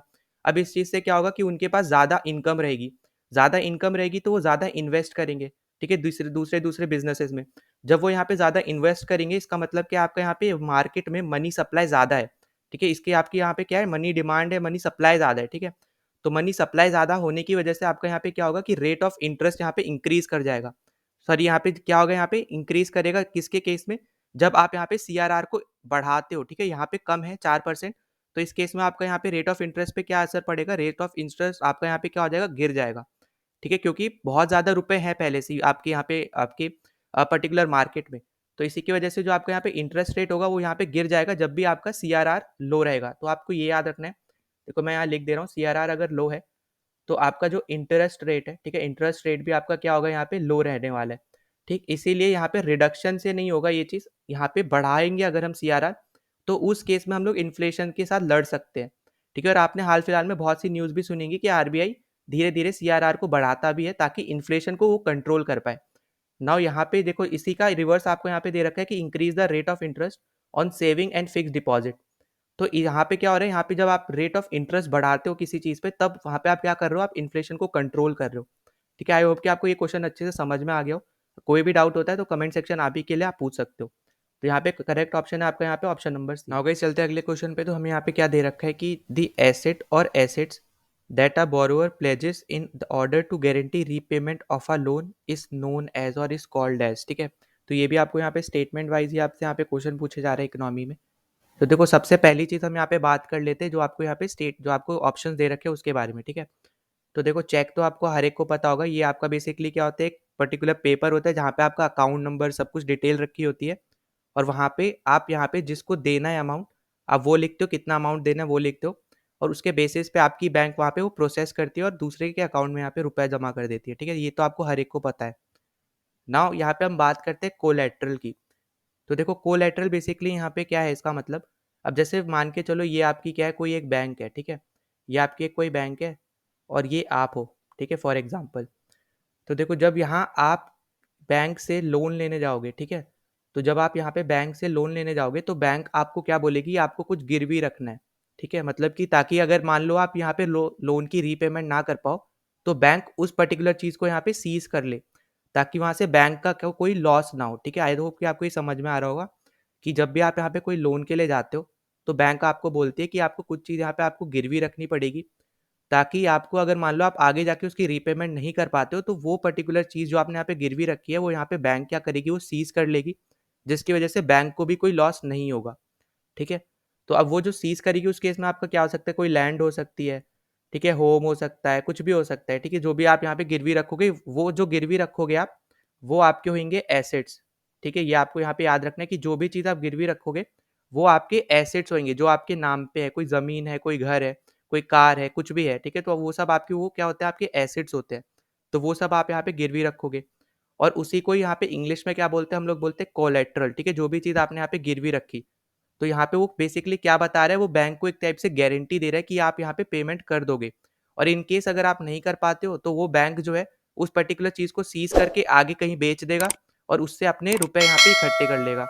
ठीक है, तो यहाँ पे ऑप्शन कौन सा करेक्ट होने वाला है, हमारा बी ऑप्शन ही यहाँ पे करेक्ट होने वाला है, जो यहाँ पे दे रखा है कि एसेट और assets that a borrower pledges in order to guarantee repayment of a loan. ठीक है, अब ना आगे बात करते हैं, तो आगे पहले देख लेते हैं हम लोग बॉन्ड क्या होता है। तो देखो बॉन्ड की अगर हम यहाँ पे बात करते हैं, तो बॉन्ड और लोन, ठीक है, इन दोनों में लोग ज़्यादा कंफ्यूज होते हैं बेसिकली। तो जो बॉन्ड होता है आपका वो लॉन्गर पीरियड के लिए होता है, और जो आपका लोन होता है वो यहाँ पे शॉर्टर पीरियड के लिए होता है। ठीक है, पहली चीज़ आपको यहाँ पे ये याद रखनी है। दूसरी चीज़ यहाँ पे जो आपको याद रखनी है कि जो बॉन्ड है वो आपके या तो गवर्नमेंट देती है, कोई कंपनी देती है, बैंक देती है। ठीक है, वहीं पे जो आपका लोन है वो आपको यहाँ पे फाइनेंशियल इंस्टीट्यूशन ही देते हैं। ठीक है, तो आपको इस पर्टिकुलर चीज़ पे ज़्यादा फोकस करना है। बॉन्ड्स आपको कौन देता है, गवर्नमेंट, कंपनी, बैंक, सब कोई दे सकता है। वहीं पे लोन कौन देता है, फाइनेंशियल इंस्टीट्यूशंस ही देते हैं। ठीक है, ये आपके शॉर्टर पीरियड वाले होते हैं, और बॉन्ड्स आपकी क्या होते हैं, लॉन्गर पीरियड के प्रोजेक्ट्स के लिए आप यहाँ पे लेते हो। नाउ दूसरी चीज़ आपको जो यहाँ पे याद रखनी है, जब भी आप कोई लोन लेते हो, ठीक है, जब मान लो आपने कोई लोन लिया, तो आप लोन किस चीज़ के लेते हो, आप अपने वर्किंग कैपिटल के लिए लेते हो, मतलब अपने एसेट्स के लिए लेते हो। जैसे होम लोन है, ठीक है, अब होम लोन क्या है, आपको अपना घर बनाना है, तो होम क्या है, आपका एसेट है। ठीक है, आप जैसे कार लोन है, तो कार लोन क्या है, वो भी आपका क्या है, एक एसेट है। तो ये सब क्या आपके एसेट्स है, तो यहाँ पे आप वर्किंग कैपिटल के लिए ले रहे हो। ठीक है, आपको ऐसे याद रखना है। तो यहाँ पे देखो ये तो आपका हो गया एसेट्स। अब देखो वर्किंग कैपिटल बेसिकली इसका मतलब क्या होता है, वर्किंग कैपिटल का वो मैं बता रहा हूँ। तो देखो वर्किंग कैपिटल का बेसिक मतलब आपका ये होता है कि जो आपकी भी एसेट्स है, ठीक है, उसमें से अगर आप यहाँ पे लाइबिलिटीज जो भी आपकी हैं उसके वैल्यू को माइनस कर दो। जैसे मान लो आपके एसेट्स है 1000 रुपए के, और आपकी लाइबिलिटीज है 800 रुपए की, तो आपका वर्किंग कैपिटल कितना बन गया, 200 रुपए। ठीक है, तो ये इसका फॉर्मूला होता है, difference between assets and liabilities. ठीक है, तो ये आपका क्या है, ये आपका वर्किंग कैपिटल है। नाउ यहाँ पे हम जब बात करते हैं बॉन्ड्स की, तो बॉन्ड आपके बेसिकली यूज होते हैं कैपिटल एक्सपेंडिचर में। ठीक है, कैपिटल एक्सपेंडिचर बेसिकली इसका मतलब क्या है, जब आपको कोई भी आप यहाँ पे मनी स्पेंड कर रहे हो ज़्यादा से ज़्यादा लैंड लेने में, इम्प्रूव करने में, आपकी फैसिलिटी को, कोई इक्विपमेंट को, अपने व्हीकल्स को, ठीक है, या फिर आप कोई लैंड परचेज कर रहे हो आगे जाके, कोई बिल्डिंग बना रहे हो, ठीक है, बिल्डिंग को इम्प्रूव कर रहे हो, कुछ भी ऐसा कुछ कर रहे हो, तो ये सब चीज़ें आपकी किसके अंदर आती है, कैपिटल एक्सपेंडिचर के अंदर आती है। ठीक है, और ये आपके यहाँ पे किसके अंदर आएंगी, फिर ये चीज़ आएगी आपके बॉन्ड के अंदर। ठीक है, तो आई होप कि आपको ये भी चीज़ पता चल गई हो इस पर्टिकुलर चीज़ में। और दोनों ही केस में देखो सेम चीज़ होती है यहाँ पे, जो इन्वेस्टर होता है, जो यहाँ पे बोरोअर को रुपए दे रहा है, तो बोरोअर के केस में यहाँ पे क्या हो रहा है, बोरोअर मतलब क्या है, यहाँ पे देखो जैसे ये वाला केस था, तो यहाँ पे ये क्या है, ये आपका क्या है, लेंडर है जो आपको मनी दे रहा है, और ये क्या आपका, ये बोरोअर है। ठीक है, तो ऐसे ही यहाँ पे इस सेम केस में यहाँ पे क्या हो रहा है, जो यहाँ पे आपका इन्वेस्टर होगा, जो आपको यहाँ पे रुपए दे रहा है, तो उसको टाइम टू टाइम यहाँ पे इंटरेस्ट भी मिलता रहेगा। ठीक है, तो जो जो चीज़ आपको यहाँ पे लोन में देखने को मिलती है, इंटरेस्ट के साथ आप पेमेंट करते हो, तो वही सेम चीज़ आपको बॉन्ड में भी देखने को मिलती है। ठीक है, बस जो डिफरेंस जो मैंने आपको बताया वो आपको यहाँ पे याद रखने हैं। ना उसके बाद बात करते हैं हम लोग गारंटी कार्ड क्या होता है। ठीक है, तो देखो गारंटी कार्ड बेसिकली अगर हम यहाँ पे बात करते हैं, तो स्पेसिफिकली यहाँ पे कुछ दिया नहीं है गारंटी कार्ड का, पर यहाँ पे मैं थोड़ा बता देता हूँ, ध्यान से सुनना। अब जैसे मान लो आपके पास कोई एक ए पर्सन है और एक बी पर्सन है। ठीक है, इसने बी को रुपए भेजे। ठीक है, मान लो यहाँ पे कोई भी यहाँ पे 100 रुपए भेजे, और ये बी ने इसको वापस नहीं भेजे 100 रुपए, इसको जरूरत थी उस टाइम पे, इसने ए ने बी को 100 रुपए भेजे, पर बी ने इसको वापस नहीं भेजे ए को, और ये इसके चक्कर में ये फ्लाई कर गया, मतलब यहाँ पे गायब हो गया, उड़ गया। ठीक है, इसने रुपए ही नहीं दिया और ये गायब हो गया। ठीक है, तो उस केस में यहाँ पे क्या हो रहा है, यहाँ पे प्रॉब्लम क्रिएट हो रही है। तो इसी के लिए यहाँ पे क्या एक कॉन्सेप्ट आया आपका, इसका कॉन्सेप्ट आया आपका बैंक गारंटी का। ठीक है, तो बैंक गारंटी में बेसिकली आपका यहाँ पे क्या होता है, मान लो अभी आपके पास दो पर्सन है, इसने मान लो यहाँ पे सेल किया बी को, और बी ने यहाँ पे परचेज किया है कोई प्रोडक्ट आपका ए से। ठीक है, तो अब यहाँ पे बेसिकली क्या होगा कि ए बोलेगा बी को कि आप अपनी तरफ से कोई भी एक बैंक की गारंटी मुझे दे दो, कि अगर मान लो आप रुपए नहीं दे पाते हो तो बैंक हमें रुपए दे दे, मतलब ए को रुपए दे दे। और अगर मान लो बी रुपए दे देता है, तो आपकी जो बैंक की गारंटी होगी वो क्या हो जाएगी, नल एंड वॉइड हो जाएगी। तो इस चीज को हम लोग बोलते हैं बैंक गारंटी, जहाँ पे अगर मान लो ए ने यहाँ पे सेल किया बी को, और बी अगर रीपेमेंट नहीं कर पाता है, मतलब पेमेंट नहीं दे पाता है, तो उस केस में जिस भी बैंक ने उसको यहाँ पे गारंटी दी है, तो बैंक ए को अब यहाँ पे रुपए देगा बी की तरफ से। ठीक है, क्योंकि बी उसको नहीं दे पा रहा है रुपए। तो यहाँ पे अगर मान लो बी दे देता है रुपए, तो यहाँ पे जो बैंक की गारंटी है वो यहाँ पे नल एंड वॉइड हो जाएगी, क्योंकि बी ने उसको ऑलरेडी यहाँ पे रुपए दे दिए। तो ये चीज आपकी क्या होती है, ये होती है आपकी बैंक गारंटी। ठीक है, और यही सेम चीज आप यहाँ पे देख सकते हो जो आपका यहाँ पे है चेक गारंटी कार्ड आपका बेसिकली एक होता है जहाँ पे अलाउ करता है एक टाइप से आपका जो बैंक है वो एक तरीके का प्लास्टिक कार्ड आपको इशू करता है जो कि गारंटी देता है पेमेंट की कि आप यहाँ पे जो भी चेक दे रहे हो उसकी यहाँ पे आपको पेमेंट हो जाएगी, उसकी गारंटी दे रहा है, ठीक है। तो यहाँ पे इस पर्टिकुलर चीज़ को आप इससे रिलेट कर सकते हो।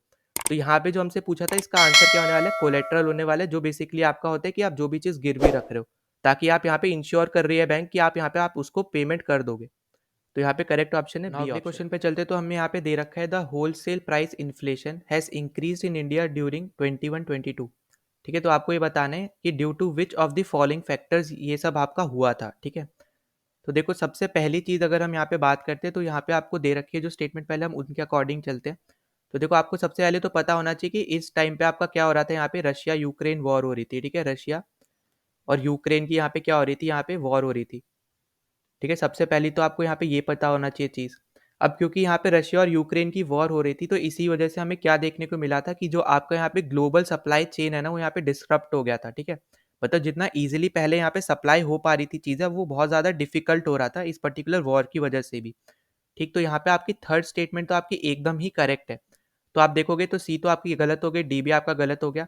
अब आपका ये शुरू के दो बचे, ठीक है, ए और बी, क्योंकि हमें हमें पता चल गया कि तीसरी जो स्टेटमेंट है वो एकदम करेक्ट है ना। उसके बाद बात करते हैं हम लोग हाई फ्राइट कॉस्ट की। तो देखो फ्राइट कॉस्ट बेसिकली क्या होती है, जैसे मान लो आप कोई ओरिजिन से सामान लेके जा रहे हो कोई भी डेस्टिनेशन तक, ठीक है।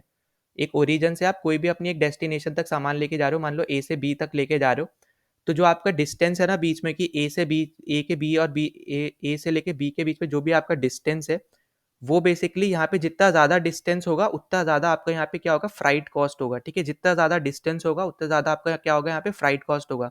अब क्योंकि यहाँ पे वॉर चल रही थी तो जो पहले यहाँ पे कंटेनमेंट्स आपके आ सकते थे इजीली कम डिस्टेंस कवर करके, अब वो यहाँ पे ज़्यादा दूर से आ रहे थे, ठीक है। वो मतलब उल्टा घूम के आ रहे थे। तो इसकी वजह से यहाँ पे क्या हुआ था, आपकी फ्राइट कॉस्ट भी यहाँ पे बढ़ गई थी, ठीक है, वॉर की वजह से।